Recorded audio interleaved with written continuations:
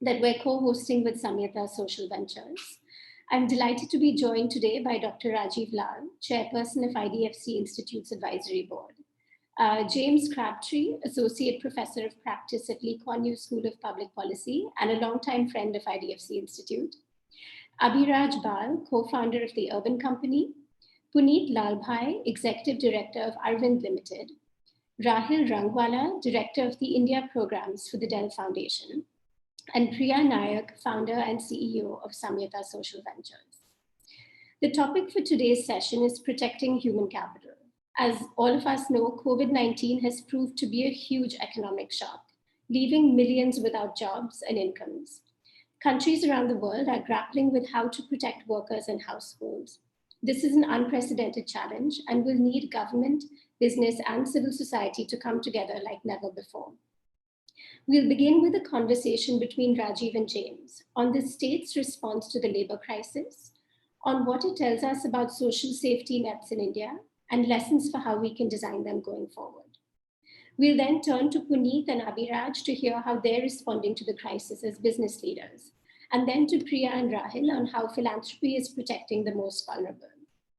There are no easy answers. And I hope that today's conversations, like the others in this series, push us to rebuild better for the future. And I think that's something Rajiv's going to touch on as well, which is that India has historically reformed in a crisis. And I think this is a very important moment for us. A few housekeeping rules before we start. We will do about 30 minutes of Q&A at the end. Please post your questions in the Q&A section at the bottom, not in the chat. And you have the option to pose your questions anonymously, but we'd love for you to share your names and organizations. Please join me in welcoming our speakers. And James, I'll hand it over to you now.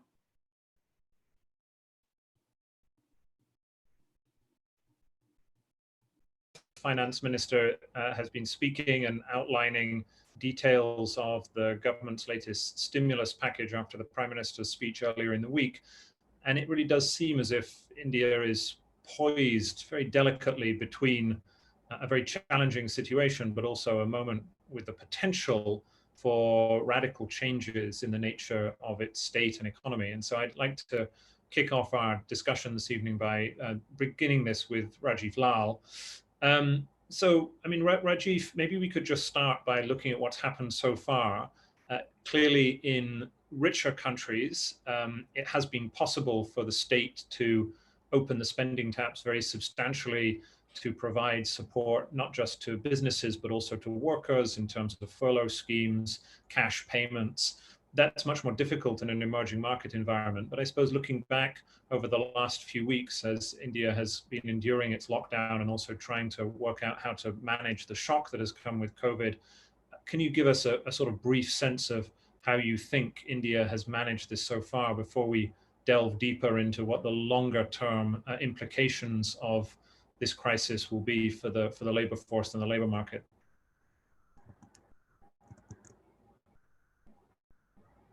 And I think, Rajiv, you have to unmute yourself. So I get the prize for saying you have to unmute yourself. Yes, that would help. That would help. I hope you can hear me now. And so as you were saying, James, every country's response has to be conditioned by its own situation and its own situational reality. India has, for the last few years, been going through a difficult phase of readjustment after the very rapid growth years of early in the millennium.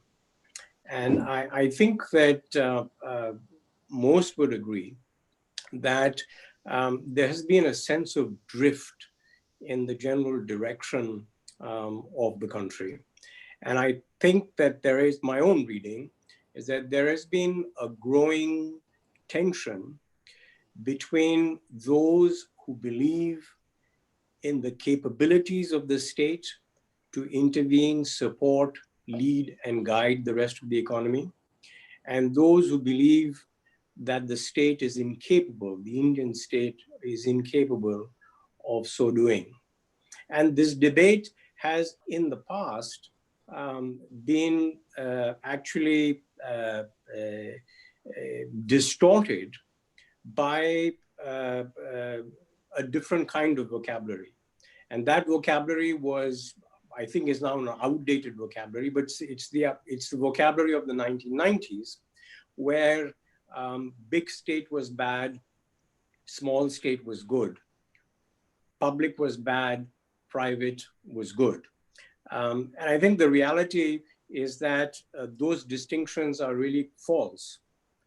For a country certainly as large as India, it's the capacity of the state to deliver essential services, and much more than that, guide the economy through difficult circumstances, that has become exceedingly important. I was actually rereading some of the literature on the East Asian economies, and I'm personally convinced that unless we are able to strengthen the state's ability not only to deliver the essentials, but also to provide a reliable framework for the private sector to operate in, we will not succeed. So in that context, this is really a moment of truth. The COVID crisis has brought this issue right to the very forefront. With a public health crisis of this dimension, with multiple deep, long-lasting potential implications for economic activity and much more, it's the capacity of the state to respond that is very much the question of the hour. Now, coming to your specific question, how have we responded? Well, I think the theory of the response has been pretty much along the right lines. The idea has been to buy time, to lock down the country, to, and you must have heard the term again and again, flatten the curve. You can debate and question how successful has the lockdown been? Could it have been better designed? The answer is almost certainly yes, but the theory of the lockdown was to buy time. Buy time for what? Over the last 2 days, I think we have heard and seen a little more about what we were buying time for. First, it was the RBI's response, which I think was very timely, to deal with the liquidity situation in the financial system. And then over the last 3-4 days, starting with the Prime Minister's address, we have now seen the response on the Government of India side. Now, all the elements of the response are actually very much along the right lines. And I'm not necessarily a great fan of government, but one has to admit that the essential elements of the announcements of the last few days have been pretty much spot on. In terms of the overall size of the fiscal response, about 10% of GDP, I think it's the right order of magnitude. It's the right balance between caution for a fiscally constrained country and the need of the hour. In terms of the components of the fiscal intervention, from assistance for empowerment for businesses to operate, for credit guarantees, credit enhancement, contingent support for businesses to operate and make liquidity available to businesses and get the engine of the private sector move again, it has an important component. And third, and not least, it also has a component for income transfers to the very poorest. So it has some cash benefit transfers, it has liquidity support, and it has support for reigniting the engine of the private sector.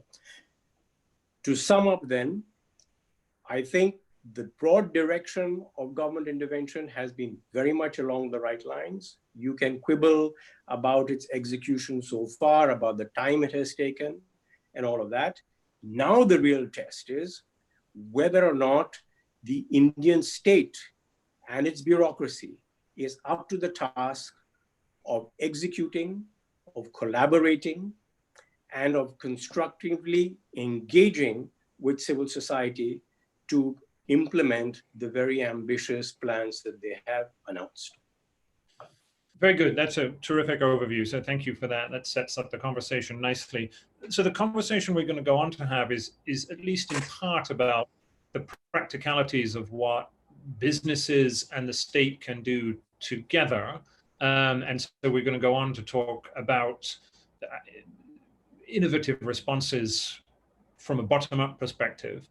But in a sense, let's keep with the government for a minute. What should a government like India's be trying to do in these circumstances to protect its labor force, to help those who are going to lose their jobs or find themselves in difficulties? If you're an emerging market whose government doesn't have huge amounts of money, not a lot of fiscal headroom, what's the sort of rough playbook that you think should be followed in a circumstance like this, in a crisis of this magnitude? So it's not just any emerging market, James. This is India with all its particularities, and a really defining feature of the Indian economy, which sets it apart from so many other emerging markets, is the size of our informal economy. The informal economy is disproportionately large for the size of country that we are. And what that means is that it is hard, much harder in the Indian context, to provide support through structured support through an employer, because formal employment is so small.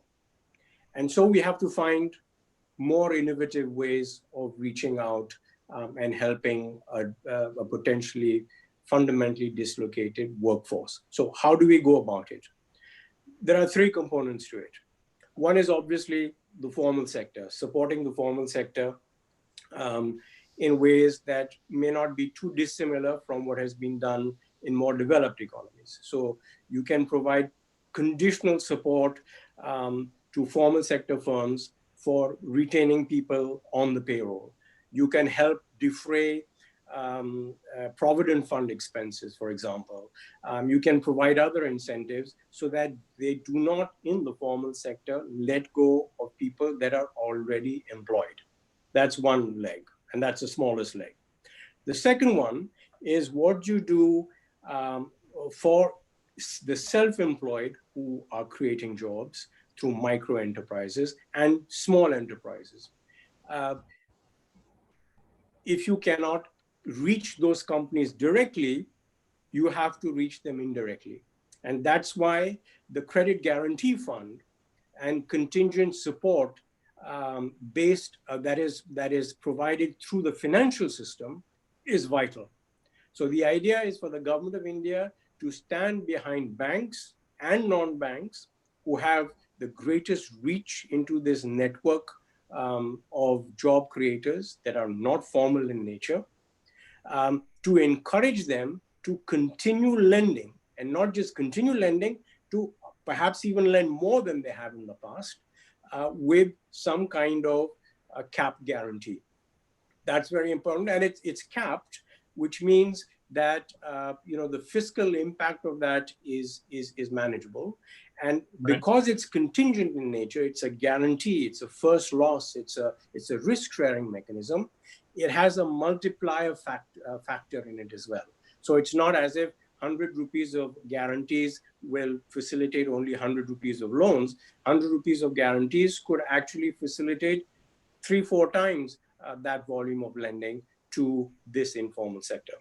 And the third element of support is to the worker themselves. And they have to be then treated as individual citizens, the poor. And that comes from direct transfers of cash benefits.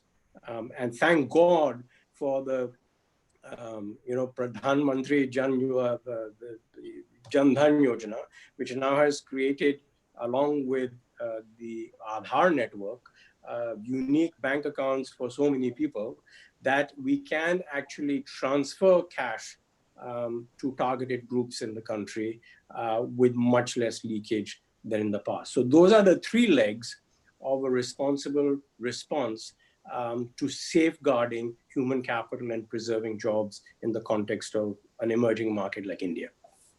Very good. Okay, again, so that's enormously helpful in terms of the conversation we're going to have, which I think will look predominantly at the formal sector, but we need to cover all of these areas. Can you sort of draw back a little bit, Rajiv? And we were talking before the event about, in a sense, what the threat is here. So clearly there's an opportunity to reform and in some ways radicalize the capabilities of the Indian state. But in a sense, we also need to talk about what the problem is here if action is not taken. And so could you talk a little bit about the sort of inequality and human capital polarization which might come out of this if action is not taken? What is the lesson of previous crises of this magnitude? I mean, this crisis is unusual in its nature, but very large recessions and how they tend to affect labor forces, and how you see this one might play out without action. So if you've been following the public discourse recently, there has been a lot of discussion, a lot of acrimonial debate about the extent of unemployment in the country. And the reality is, this is the drift I was referring to in the initial part of my introductory comments, that there has been growing concern that partly because of the nature of technological change, because of the nature of the changing nature of growth and its drivers, and partly because of, arguably because of policy errors, for example, the demonetization, there has been a great displacement, particularly of workers at the lower end, again, in the informal sector.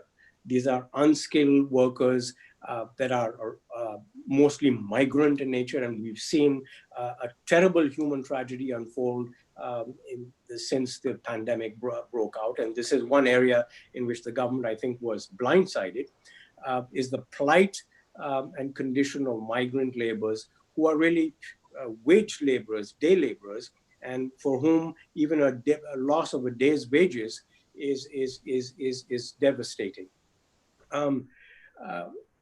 This dislocation to the labor markets that has been caused by the pandemic is happening in a much broader context of technological change for a late modernizer, industrializer like India. The reality is, because of changing workflow design, changes in technology, artificial intelligence, you name it, the employment intensity of GDP growth has been declining.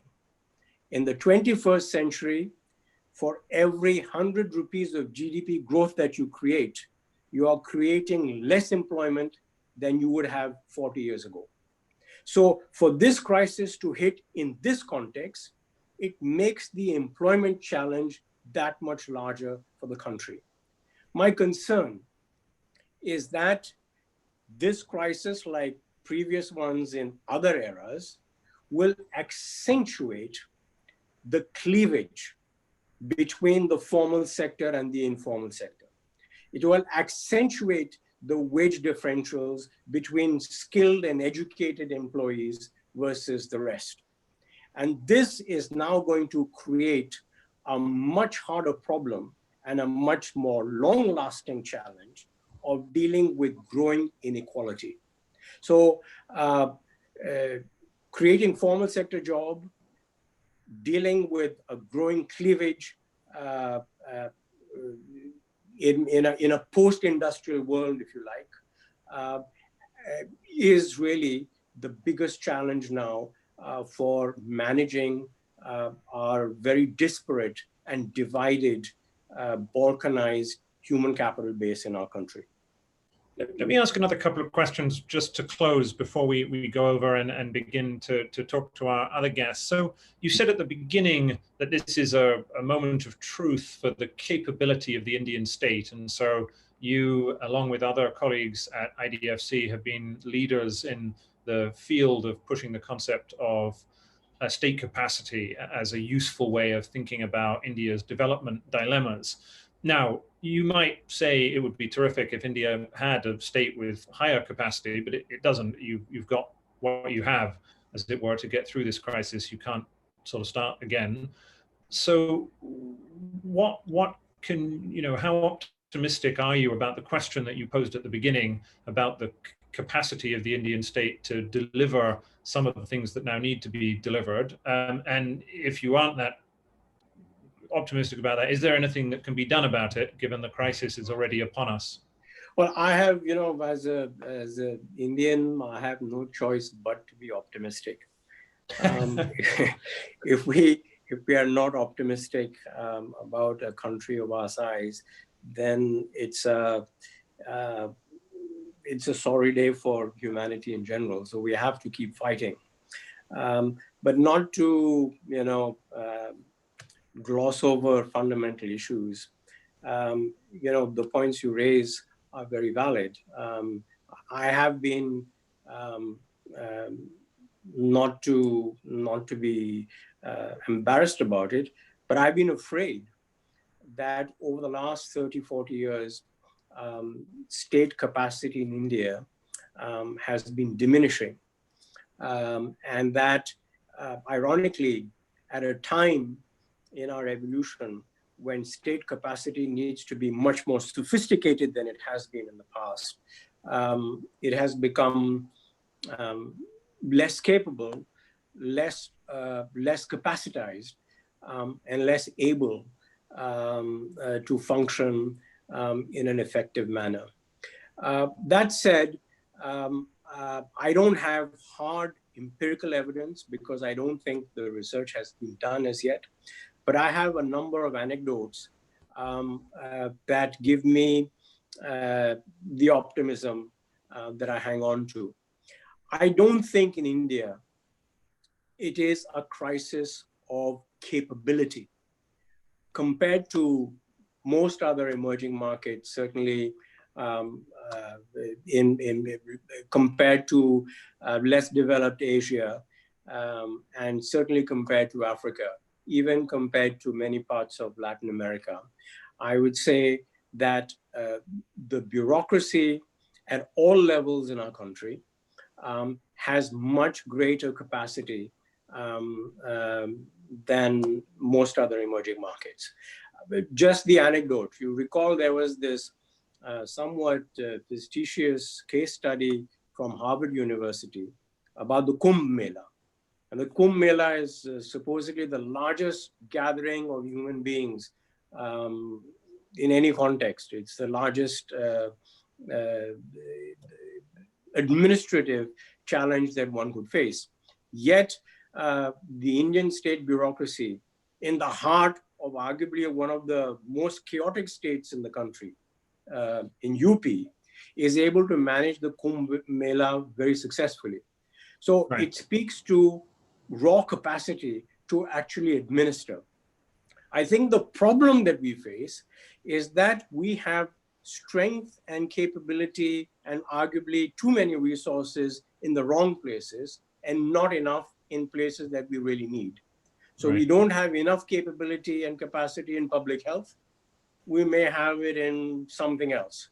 So the big challenge now over the next few years is to redeploy that capacity and to build capabilities through training to actually develop a stronger and more effective state. So I'm not one of those that argues we are giving up on the state, we need a much lighter state, let the private sector do it all. No, far from it. We need a much stronger state, we need a much more capable state, and we need a state to be able to manage collaboration with the private sector. So a final very quick thought before we move on. So that sort of tees up nicely the next section of our discussion. But thinking of the private sector in particular and the way in which companies should try and support their workers and develop the human capital that they have in difficult circumstances where jobs are going to be lost, unfortunately, when an economy is going into recession like India is now. Could you just close with a few thoughts on in a sense, how progressively minded companies and other institutions might act in these circumstances, and then we'll go over to hear from some of our other guests on the front line, as it were. Yeah. Just to clarify on the last point, I do not mean to suggest that a strong state should in any way substitute for the private sector. I mean a strong state is necessary actually for a private sector to work effectively. So in the same vein, as I'm exhorting the public sector in India and the state machinery in India to collaborate with the private sector, I think the pandemic also brings home another very important point, which is the obligation of the private sector in the context of our country, not just in our country, but in the wider context of the 21st century. There has been too much short-termism in the private sector in how it behaves and how it invests. And this has been partly driven by the incentives that are drawn from financial markets. I think all that needs to change. And that change will come from two sources. One, it will change from investors, like it is happening from green investors, for example, who demand their investee companies to be more socially responsible. And the change has to come from within, from entrepreneurs, from owners, and from shareholders who must see their responsibility with a lens that is wider than just delivering shareholder returns. It is delivering returns to all stakeholders. And if we, as business, try to wear that hat, then I think in the present context, post-COVID, there'll be a number of initiatives that hopefully will give us an ample opportunity to put that into practice. Perfect. Okay, thank you very much, Rajiv. That's a terrific introduction. So we've got a couple of questions that have come in.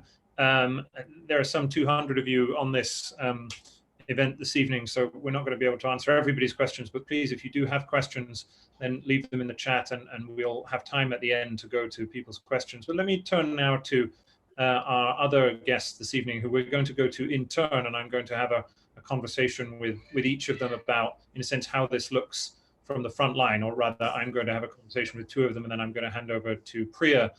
So can I start with you, Puneet? I don't know if can you unmute yourself? I see that you're muted. So welcome, Puneet.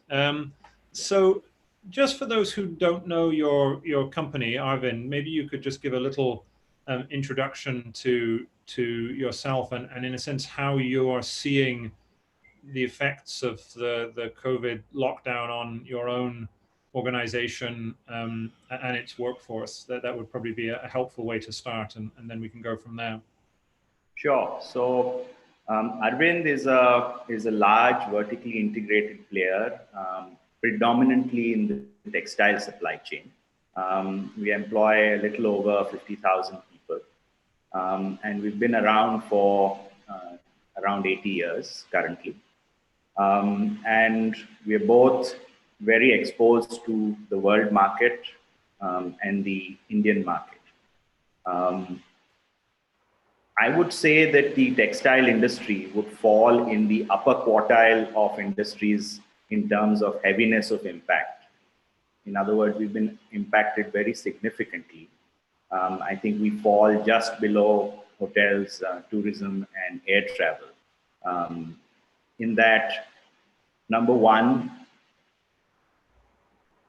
textile purchases or apparel purchases are very dependent on the movement of people, and the whole world pretty much shutting down at one go has had a major impact in the demand for our product category. Second, it is also a discretionary spend. So it's not as if that when things open up, the demand will come back, because people's purchasing power has been significantly impaired because of the scale of the global crisis. We believe that this demand destruction is going to take quite a bit of time to sort of come back to any semblance of normalcy. And the third, that the industry has generally low staying power. It's a 5 to 10% margin business. It has a very high employment intensity. You know, the sort of crisis has led to a crisis in cash flow. So I expect, especially, you know, in the areas where there is a large informal component to textile manufacturing, there to be severe impacts on the ability to continue. And unfortunately, we will see a protracted contraction of demand.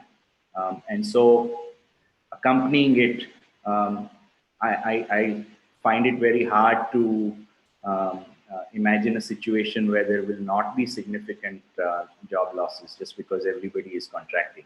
And in this, I don't even think that the large organized players will be spared, because we see, at least for the next 6 months, the visibility of demand being at around 50, that too optimistically, 50% of you know, the capacity is invested. I mean, so say this is obviously a very challenging moment, and your industry covers the gamut of the three stools, legs that Rajiv talked about, the formal sector, the kind of high quality, globally integrated exporters, also SMEs, and then in a sense also some of those at the bottom end of the income scale. I mean, how do you think in your own organization you're going to be able to cope with this, and what do you think you're going to have to do to get through this period? So I think from a human angle, I think the priority has to be to protect the most vulnerable of our workforce. So all our efforts on the human resource management is trying to make, you know, sure that most of our people land on their feet. So I think that's number one.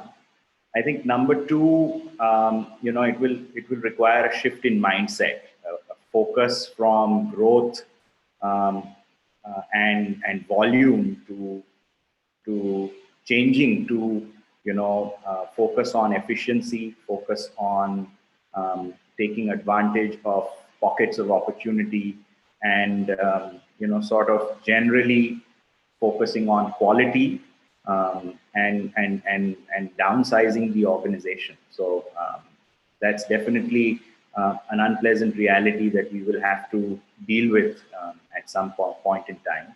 And third, trying to build a new set of opportunities. And there are two kinds of opportunities. One, you know, sort of business opportunities that will arise. For example, the entire medical textile market that was non-existent from an Indian context. It was predominantly imported from East Asia for the entire requirement of the Indian medical system.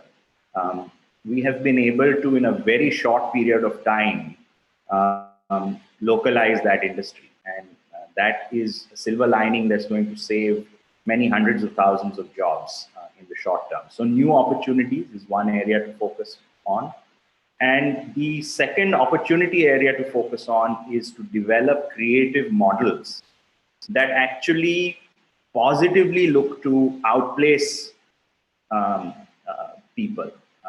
Given if we are able to have some staying power, which some of us will have, to plan a sort of organized sort of downsizing so that we may recalibrate, retrain, and redeploy parts of the workforce in a way that's not only ensuring their short-term sort of needs are met, but also in a way that sort of prepares a skill set for future India.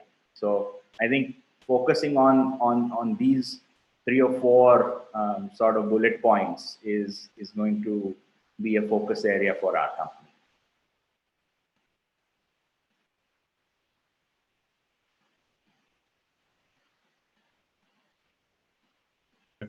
Sorry, my apologies, I'm unmuting myself. Let me just ask 2 further questions, one of which is to unpack that final answer, which was interesting. What practically can be done, and what examples do you look to? I mean, that sounded like a potentially quite hopeful notion that it might be possible to find ways of helping workers who might lose jobs, for instance, at your company, find work elsewhere. But have you tried anything like this before? What are the examples that you're thinking of when you've come up with this as an idea? So what gives me hope is, the fact that, we've been working on such problems in even normal times. And we've done some smaller experiments, of course, not at the massive scale that will be required, that have seen some levels of success. So textiles is a very flavor of the month driven industry. And, for a textile worker, textiles is a great place to sort of join the workforce, but it's not a great place to end your career in, because of the way the margin structure of the industry is sort of the way it is set up. The ability for, say, a garment worker to earn significantly above minimum wage is low in most of the country, unless they're having some very specialized skills. And so we've been planning models of planned attrition, where you bring in people into the workforce, and while they're working with you, you upgrade their skills for a planned outplacement into industries that have sort of higher potential to augment incomes. And we've seen a good amount of success with a few pilot projects done in this space. So coming back to the problem at hand, I believe that one needs four things to be able to sort of execute such an ambition. Number one, you need an outlet that's big enough to absorb a large number of people. Number two, you'll need finances. Number three, you'll need knowledge and capacity building. And number four, you'll need very strong on-the-ground execution. And so how do you provide these four things?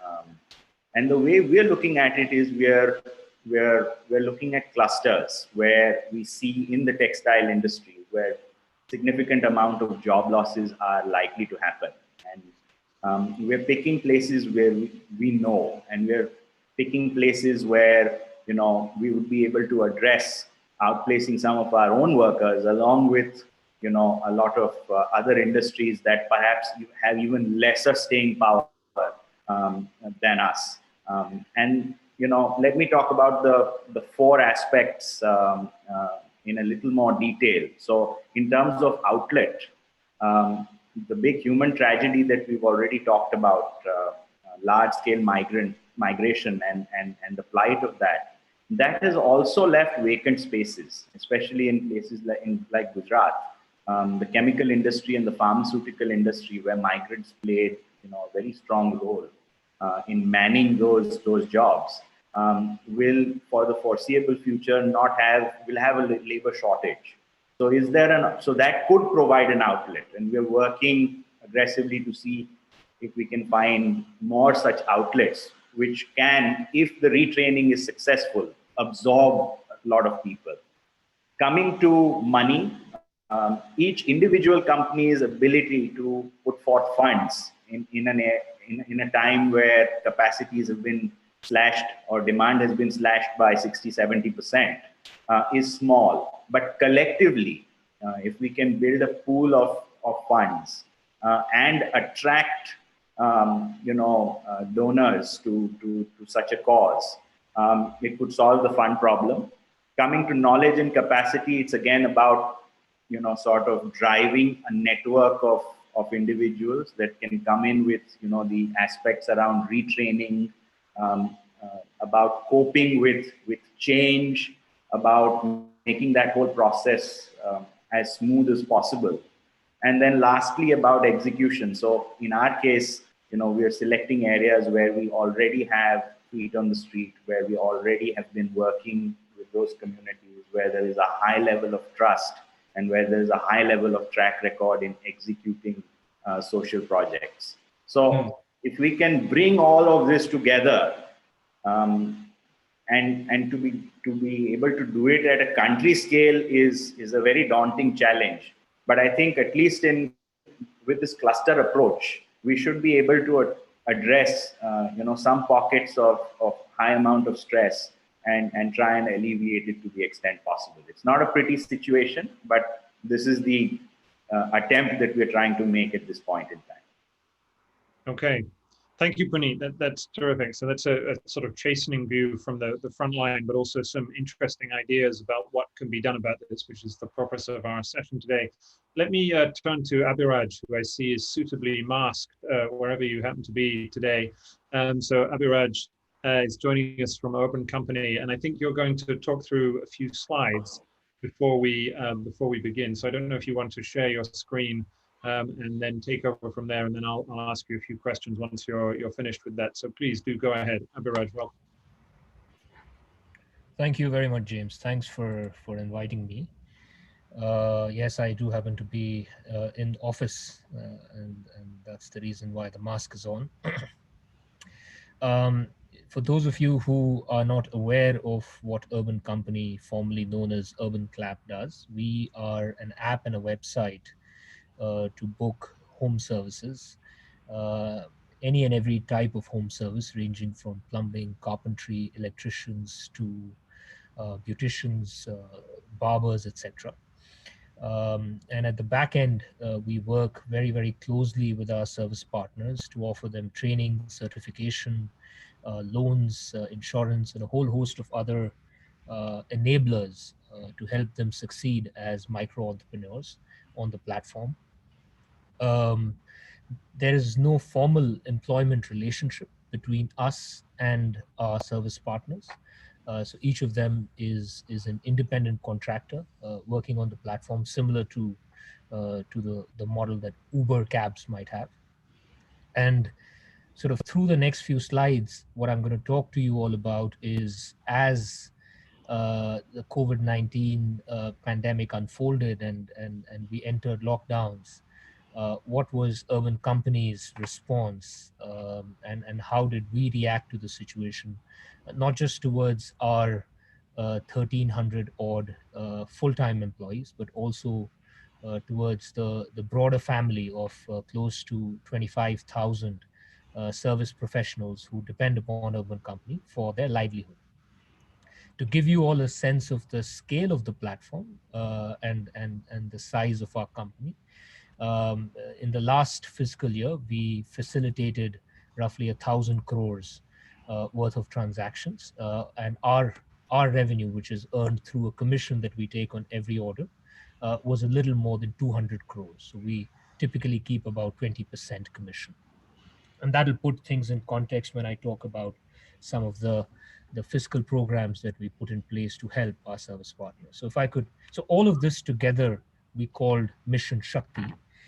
We had three primary pillars within Mission Shakti. Kavach, which was focused on safety, health, and hygiene, essentially for our service partners, but also for our employees. Vishwas, which was a monetary program that we created for these 25,000 service partners, and Josh, which was more an internal program for our full-time employees. I'll first start with Vishwas because that's probably the most relevant. So if we can skip a slide. Yes. So, I must mention that as we entered into lockdown, we did not have a lot of time to plan these things. One of the things we realized was that the speed of our response was extremely critical to be able to help these 25,000 partners.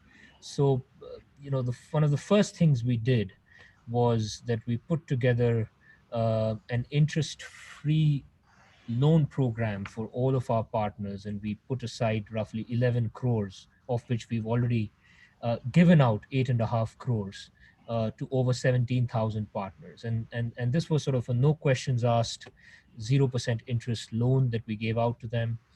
It was given out in a matter of minutes, right from the app that they use to accept orders and deliver services straight to their bank accounts. And there's, this has a very delayed moratorium, so there's no real, we haven't really gone back to them to tell them when they need to pay back.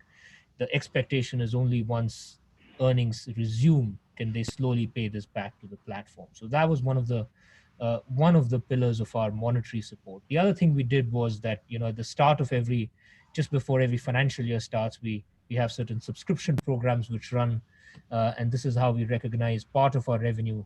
And 6.5 crores of that forward revenue that for the next financial year that we had recognized, we essentially decided to give it away and give it back to our service partners so that they can have some short-term liquidity. So these were two direct monetary benefits.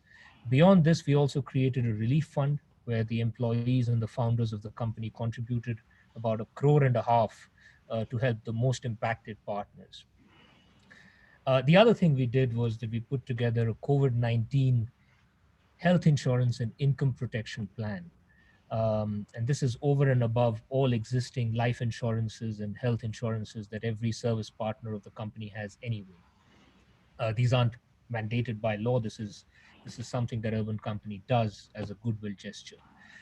So the COVID-19 health insurance and income protection plan is essentially one where in the rare event that the partner gets diagnosed with COVID-19, and it may not be uh, a rare event as we progress through the pandemic, we take care of both hospitalization expenses as well as lost income for up to half a month. And this was important to put in place because there's enough research from previous pandemics that informal economy workers continue to work and not report that they might be sick for fear of loss of earnings.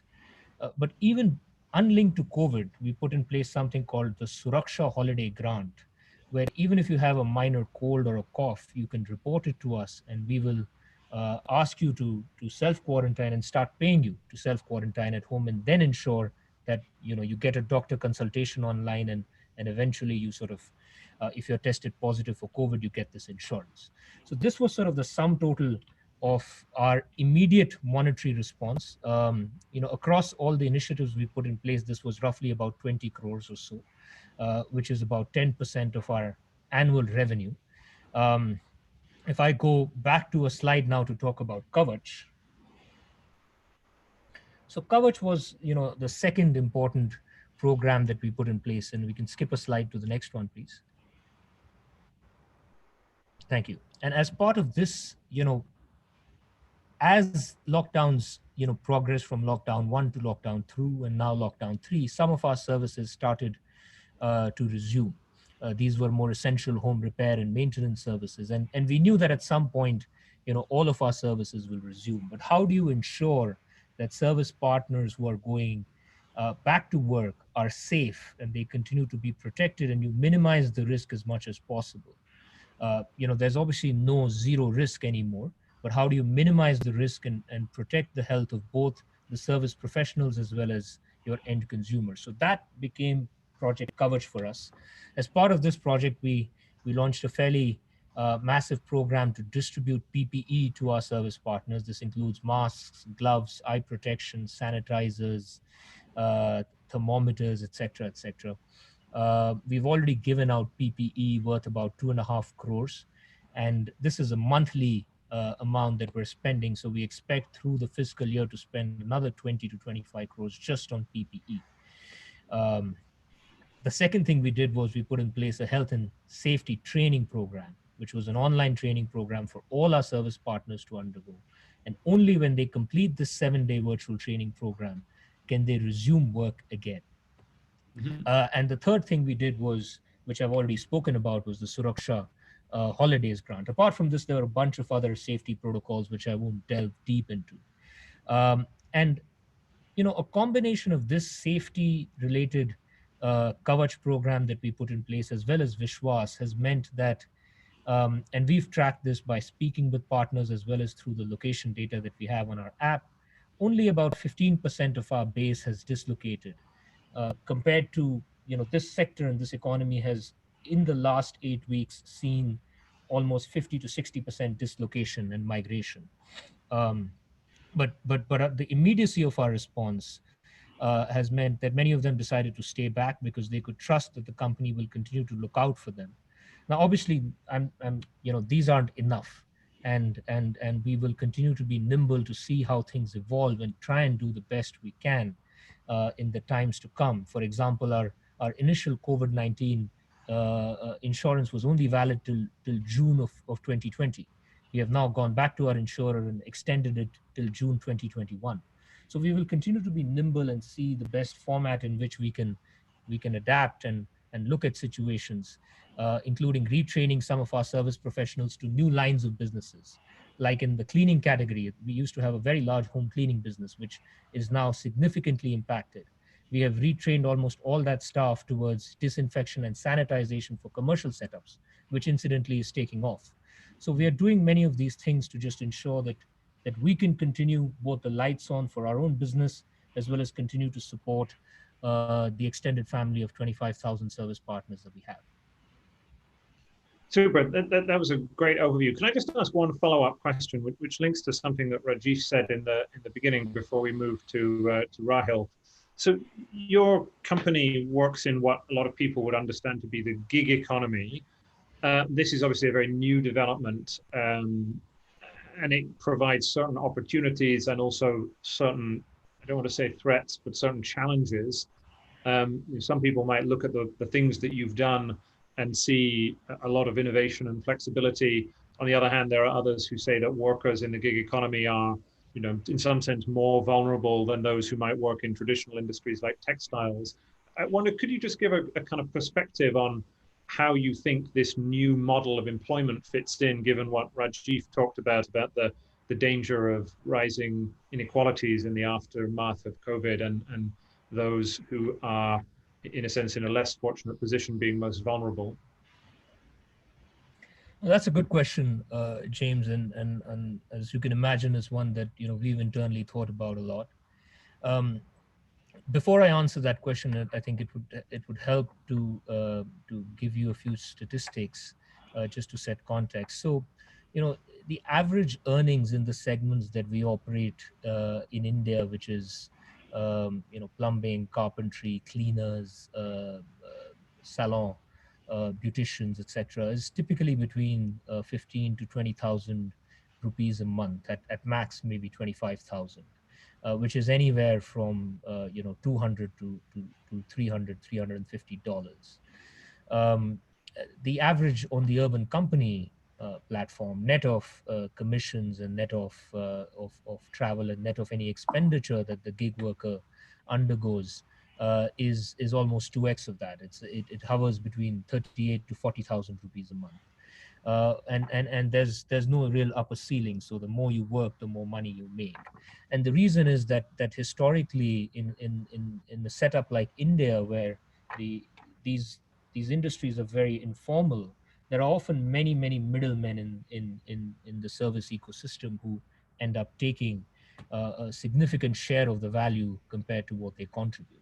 And so if 80% of everything that the worker makes goes back into his or her pocket, and they can, there's no real upper ceiling to how much they can make, then eventually that means more earnings. There is a downside to this as well, which is in a situation like this lockdown, earnings go near zero, and platforms may choose not to support you because they don't have a legal obligation to support you, and then you are completely reliant upon your savings that you may have made in the past to get you through that period. That is a downside, and that's something that I think not just urban company but all platforms have to recognize. And I think it's important to start imagining a new paradigm for the gig economy where there can be some social security and some social cover for the gig workers. I think it's using the factory principles and the factory laws of employment and applying them to the gig economy is probably not the right approach, because at the end of the day, the relationship between a gig platform and the worker is one of complete flexibility. Workers can choose not to do a minimum number of hours, can choose to work across multiple platforms, et cetera, et cetera. And that flexibility is valuable to many workers. But at the same time, I think some floor mechanisms for Social Security are critical, which governments were anyways thinking about all over the world. And we've worked extensively with the Indian government to help them shape this. And our stated position is not one where we come as an app developer and say, hey, we've just made an app and therefore we want to have no social security of any kind. Our stated position is that it's important that we work with the government to clarify what should be the minimum social security in place that can be put in place, particularly for times like these. Super. Okay, that's great. That was a thoughtful response, and the new paradigm for the gig economy may be the sort of thing that Rajiv also has in mind when he was talking about increases in state capacity. So we're at about 5:55, 6 o'clock. So we're running a little bit later than we had wanted. But so what we're going to do now is I'm going to ask Rahil from the Michael and Susan Dell Foundation. He's the director of India programs there. And he's going to give a short presentation, and then I'm going to hand over to Priya Nayak to discuss that with him. We've already had a few questions from the audience about philanthropy. So Rahil from the Media Network, amongst others, have asked what role philanthropies can play in this. And so I think this coming segment is going to provide you with some of the answers to those questions. The rest of you, if you have questions either for Rajiv or for Puneet or Abhiraj, or just in general about the way that you think the crisis is going to play out for India's labor market, then please do put them in the chat. So with that, let me hand over to Rahil, and then after that to Rahil and Priya before we come back to take the questions from the audience. So Rahil, you I think have a presentation that you want to share, so take it away. Thanks so much. Thanks, James. Great. So yeah, we've heard other speakers talk about the enormity of the challenge ahead of us, and philanthropy is a very small contribution in the larger scheme of things. So if I just want to address the first question head on, I think the biggest role for philanthropy is to try and unlock and be catalytic, and also drive the collaborations to fill in the gaps where government or the private market, who are much larger players, are not doing or are unable to do necessarily. I'll skip this slide because I think we've really talked about what the problems are for the informal sector, the blue-collar workers, the gig workers that Abhiraj was talking about, and the impact on sort of the MSMEs. But just high level, when we approach this problem for the informal workers, because it's a segment that we work with and we know well, we saw two immediate issues. One was just the complete evaporation of their livelihoods and any kind of capital. So there was this immediate need of just sustenance, of having some cash flows to be able to survive this crisis, and as well as we come out of this crisis, to have some amount of savings or money to bounce back and get back into the workforce. The other issue, which also quickly became clear, was the freezing up of liquidity that started impacting the MSME segment. And this wasn't a function of there being no liquidity. This was actually a function of there being enough liquidity. The government of India was putting in a lot of capital into the market system, but there was a problem of risk and the inability of this liquidity to absorb the risk that was in the market, and the risk aversion was incredibly high.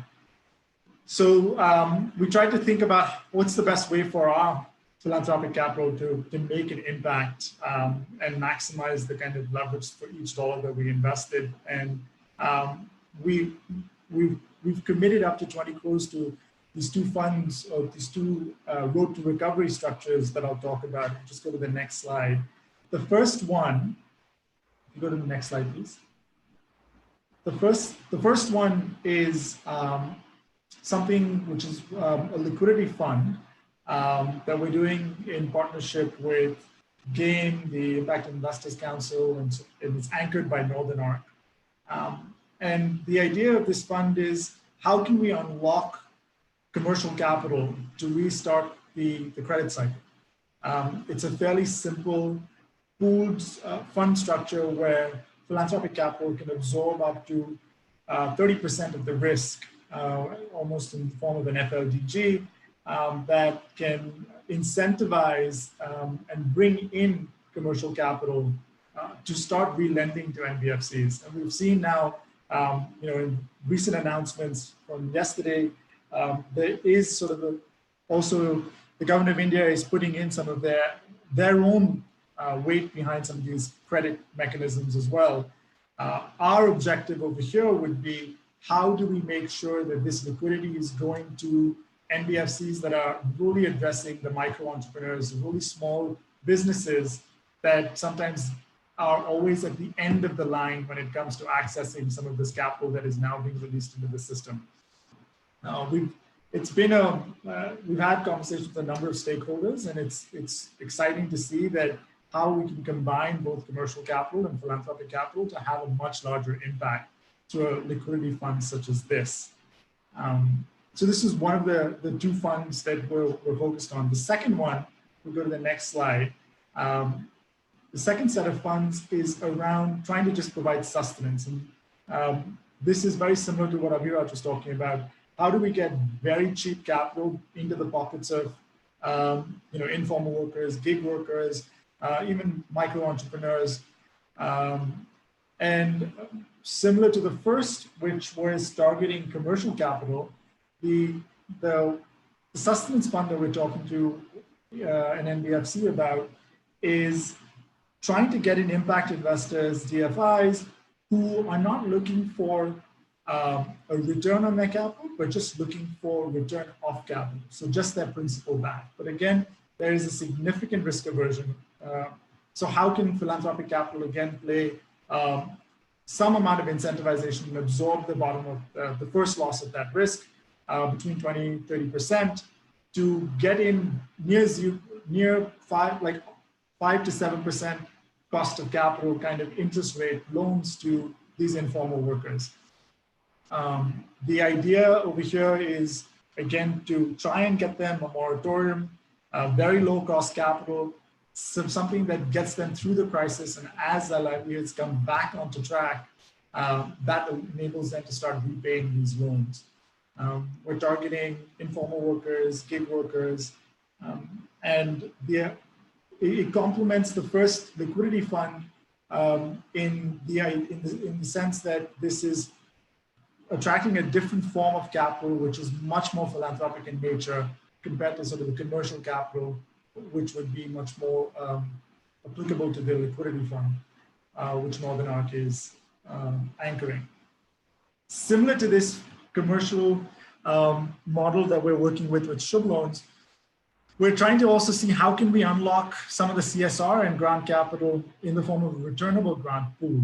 And in this case, we're working with Samhita and Priya and her team to set up a revolving fund comprised of grant and CSR capital, where funders such as MSDF or Ford can come in as the capacity building grant maker and absorb the administrative costs of setting this fund up, so that every dollar that comes into this fund goes into the pockets of informal workers and gig workers.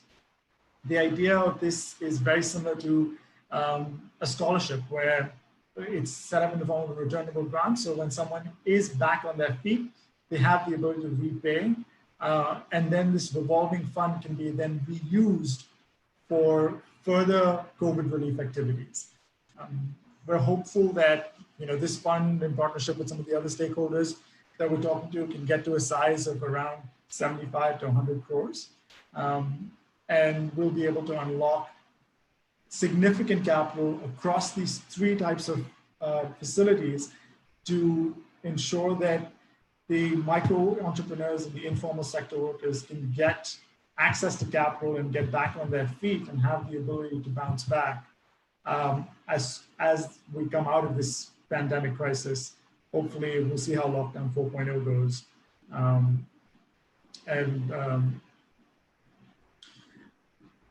And get them back to work. So those are the slides that I have. Thank you. Very good.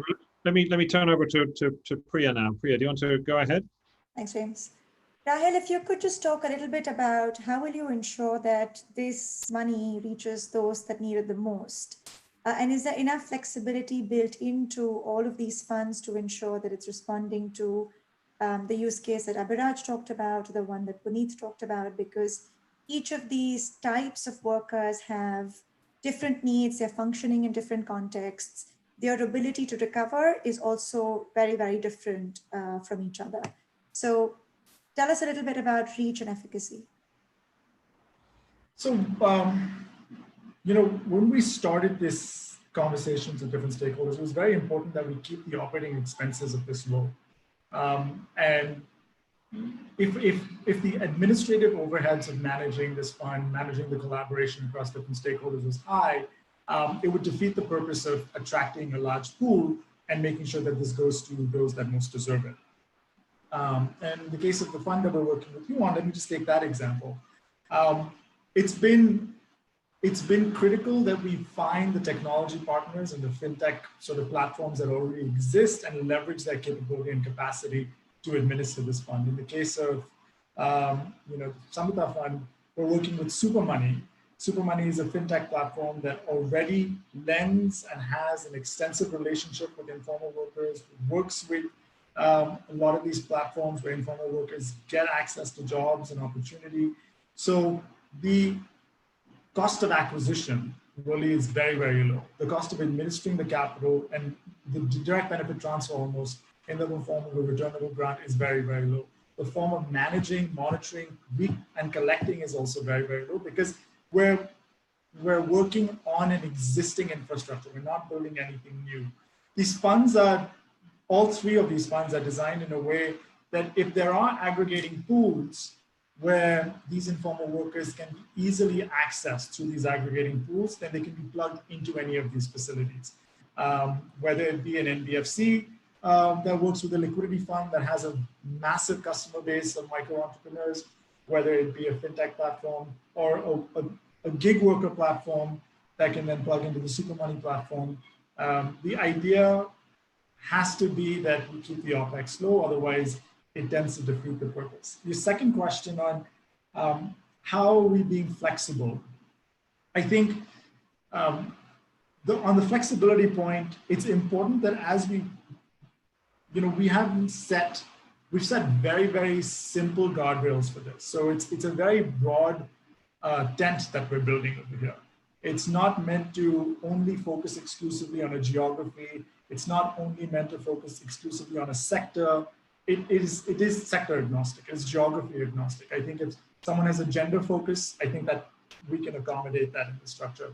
If someone wants to work on a specific geography, we can accommodate that in the sector.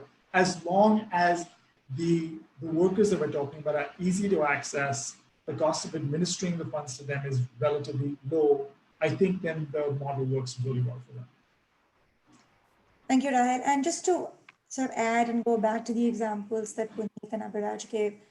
So, just going back to, for example, Puneet's response to say, can industries that are potentially seeing layoffs partner systematically with industries that will see some sort of boom? And can we systematically retrain and re-employ a set of workers from the first industry into the second? So this facility that you're creating actually supports those workers through the months of transition, and then also potentially helps them get reskilled or upskilled and re-employed, and really helps them sort of move from one industry into another and protect, right?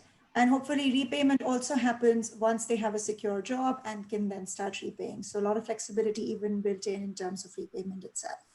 Yeah, and I think on that repaying point, I think I should just, I may have forgotten to add this, is that we're also doing a loss cover in this fund, right? So we don't know what the ability to repay is. We don't know how much money will come back. I think as a capacity building donor, we are willing to also put our money where our mouth is and say, look, if up to a certain percent, we will cover whatever doesn't come back into the revolving fund so that there is enough money to get cycled back, whether that goes out again as a returnable grant, whether that goes out as maybe a skilling opportunity that we're focused on, to reskill, transition them into a new livelihood. we have to maximize this limited capital that we have, right? If we don't have enough money, like the problem is so large. So to be able to create pools of money and to be able to aggregate pools of different types of capital unlocks a lot of value for different actors in the ecosystem and the value chain, and allows us to then partner with other actors in the value chain as well. And I think that's the power of these instruments. So essentially keeping the fund as flexible as possible to respond to different industry needs, different worker profiles, to align with what the government is also putting out there so that it strengthens and complements and is flexible enough to pivot as things unfold on the ground. Yes. Well, one last question before we go into Q&A, which is, what is your measure of success? I would say there's two measures of success. I think the first one is we have to make sure that this money, again, in a cost-effective way, is going out to the segment that we want it to go out to. That is very critical. It has to be able to impact the workers that we are talking about, and they get access to this money. That's really important. And the speed at which we do that. It cannot be that this is done over a period of 8 to 9 months. It has to be quick. As soon as the money comes, we have to be deploying it. The second measure of success, and this is a bit, this is not as tight as the first, is that our measure is, are we getting, what is the percentage of the returnable grants coming back? And for me, that's important because it gives us an indicator that they're getting back on their feet. I don't have this is a new product. I don't know what the measure of, like, what is the right number for, what percentage of grants should come back or should not come back. I don't want it to be 100% of the grants. If 100% of the grants are coming back, we're not taking enough risk. We're probably not going out to the ones who need it the most. So we wouldn't incentivize this and saying 100% of the grants have to come back. But I do think that it's important as an indicator to us to say that this is actually working and helping them get back on their feet, to see some percentage of that coming back. And we'll have to sort of wait and watch a little bit and see what that number should be. Because we've been in uncharted territories. We've never really done this. There's no blueprint, so to speak, to follow. But it's a number that I think we should track as well. Okay, thanks very much, Rahul. James, over to you. Very good. Okay, so thank you. So that's been a wide-ranging discussion, taking us from the role of the state through to the predicaments of the private sector, both in its traditional and in a sense more modern forms, and looking at the potential charitable response